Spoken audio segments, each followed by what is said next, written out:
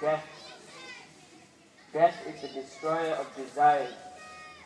Death is what the Prophet Muhammad sallallahu alaihi wasallam refers to as the destroyer of desires.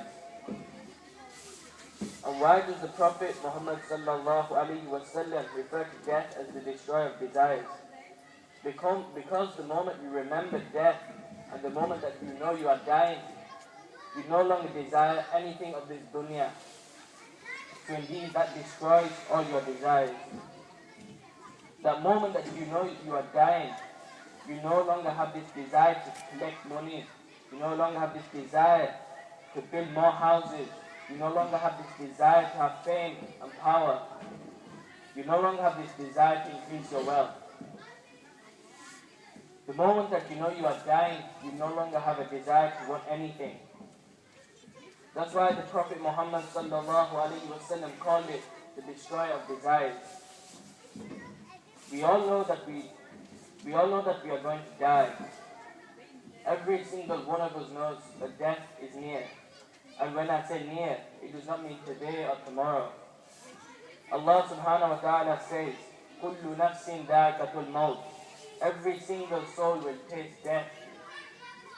Every person shall taste death. Every person shall experience it. Every creation shall experience death. The only one that lives and never dies is the one that created life and death, and that is Allah subhanahu wa ta'ala. Every single one of us knows we are going to die, and that is a reality we cannot escape from.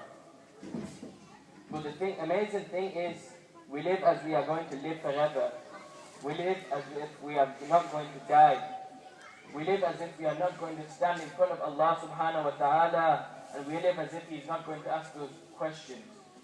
This is the reality of most of our lives. Allah says to Muhammad sallallahu alayhi wa sallam, who is the most honorable creation to Allah, the greatest creation to Allah, the best creation to Allah, إِنَّكَ مَيِّتٌ وَإِنَّهُمْ مَيِّتُونَ. Verily, O Muhammad sallallahu alayhi wa sallam, you shall die and everyone else shall die. Yes, you shall die, O Muhammad. You shall die, O Muhammad, even though you are the most honorable creation to Allah. Even though you are the most greatest creation to Allah, you shall die and everyone else shall die. And when Muhammad sallallahu alayhi